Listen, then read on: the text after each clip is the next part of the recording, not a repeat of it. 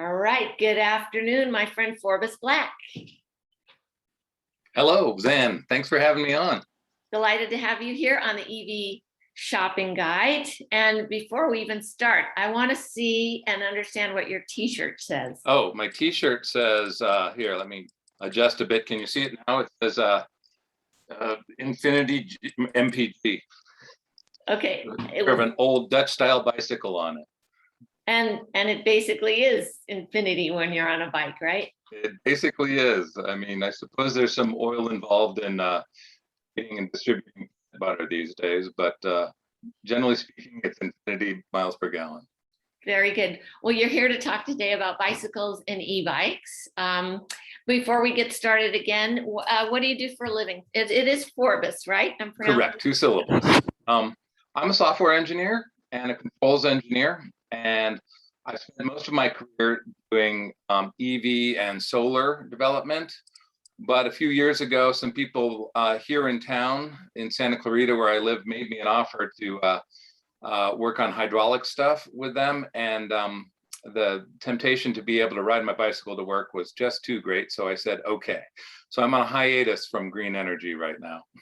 Okay, well, that's a perfect segue. Tell us about your bicycle riding, how long you've been doing it, how much you do it, I know probably since childhood, but what you ride, particularly e-bike wise. Okay, well, you're right. It was from childhood. I got into bicycling more in high school. That's when I started training pretty seriously on road bikes, and I raced bikes in college. And then I went on to work for a company called Moose out in Colorado, learning how to build bike frames. And I've spent some time in the bicycle industry, more time in the EV and solar industries. But I tried to make my first electric bike in 1990, before anybody was really talking about it very much. I took an old mountain bike and tried to set it up with a electric trolling motor from Sears and hook that into a gear system.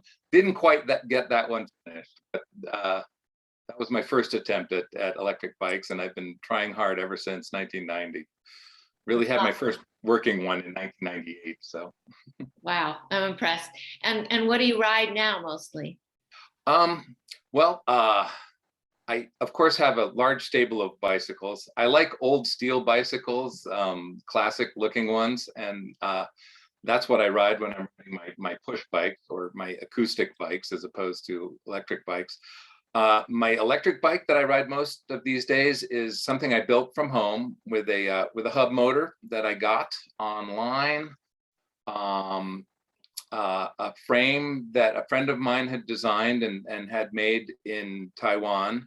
I got that in and had another friend modify it to make it stronger for electric bike, and picked up a bunch of parts here and there and put them together, and that's what I'm riding now. Okay, and how much do you use this bike? I don't use it every single day. I would say I average using it 5 or 6 days a week. My commute to work is 5 miles each way, so it's 10 miles round trip. I have my bike set up with bags and racks on it, so I can carry 4 or 5 grocery bags on there, so I can really do all my shopping on the bike. And it really takes the same amount of time to get around Santa Clarita on an electric bike as it does in a car. So really, I only need my car when I'm hauling kids here and there. So you just named one really awesome advantage, the speed and the time it takes to get around. What are the other advantages to you of riding a bike? Well, there's a health advantage. That's a big advantage to me. I'm growing older. Various aches and pains and medical issues that have me on my electric bikes a lot these days. I still try to get on my push bikes as much as I can, but the health advantage is huge. And I do love the green aspect of it as well. My electric bike, in terms of kilowatt hours per mile, is about 4 times more efficient than a Tesla. I love Teslas, don't get me wrong, but I do love that use a tiny amount of energy, either on my acoustic bikes or my electric bikes. I just really started to learn about this whole area last year. And like many things, I think a lot of us have our thinking kind of wrong-headed around this. For instance, you don't have to use it every day, for one thing, but I really love the concept of thinking of a bike like yours that's outfitted with some, what do you call it? Something to carry goods. Bags, you can call them panniers. Right. Or the cargo bikes, which can sort of tow, whether it's kids or, they have attachments that can pull a lot of stuff. I love the idea of a cargo bike as a second car in the family. Absolutely. And there's just a dizzying array of cargo bikes, and people have realized that that's one of the perfect applications for an electric motor on a bike. They're big, they're designed to carry a lot of stuff, so carrying batteries is a natural thing for them. And you just see them in a dizzying array of designs. Some of them tow stuff. Some of them have a big basket up front, which you can put 2 kids in, or you can put 6 grocery bags in, or a vehicle transmission in if you want to. I've seen people doing hauling crazy stuff on these. Right. What would you say I was just going to say also that I know for me, a friend gave me my bike, but I live in a hilly area. Mm-hmm. And I just know I would not be using an acoustic bike as nearly as much as I use my e-bike. So Mm-hmm. yeah, I think it's great, also for older people and stuff. But what do you, like I have a friend who says, I could never do that because of the weather, even though we live in Southern California. If you can't do it in Southern California, then maybe it's not really the weather that's stopping you from doing it. I don't know. So what would you say to try to get someone to try this out for a first time, an e-bike? Well, I would take them by the arm and take them to a shop that sells e-bikes, and I would have them test ride it. Because the first time people get on these bikes, the smiles that cross their faces are just wonderful to behold. I mean, people love it when they first ride an e-bike. They just go, "Oh my gosh, this is so easy. It's so natural, and it's so much fun because it's so much zippier than a regular bike, especially if you're not a cyclist."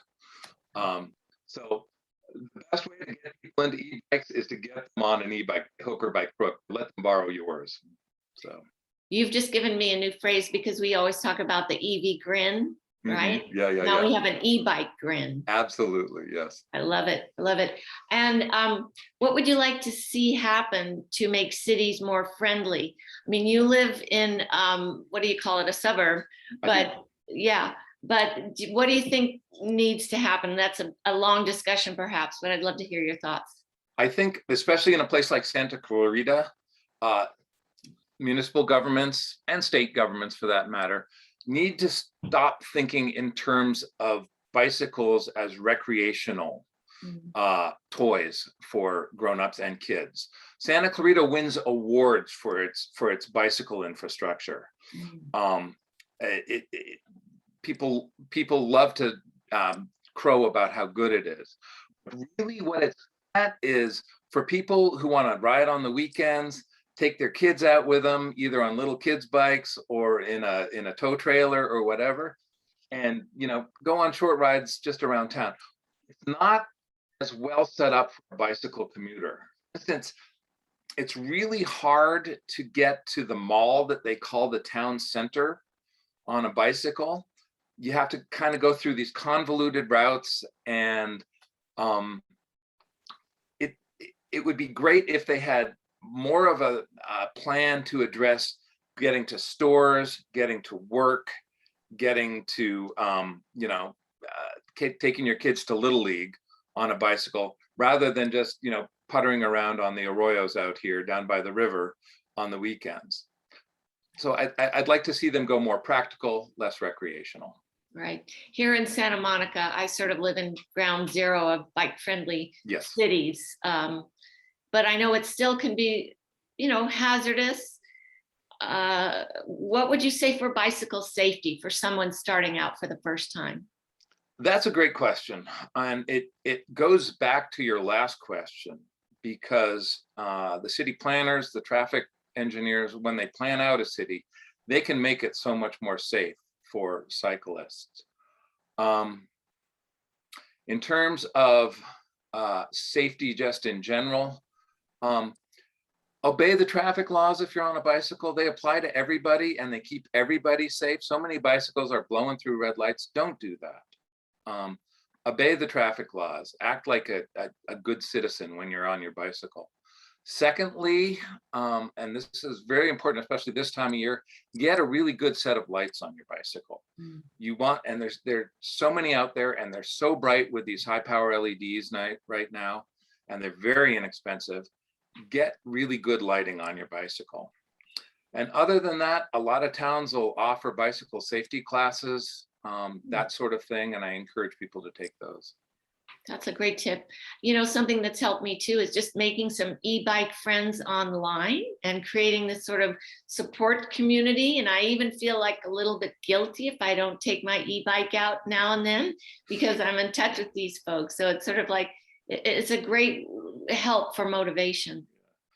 Here in Santa Clarita, I think I'm a member of 4 or 5 groups that are dedicated to cycling and e-biking in Santa Clarita. So there's a ton of support out there. To me too, that builds the support for any legislative or regulatory action. You've got a ready-made community, just like we've experienced with the EVs.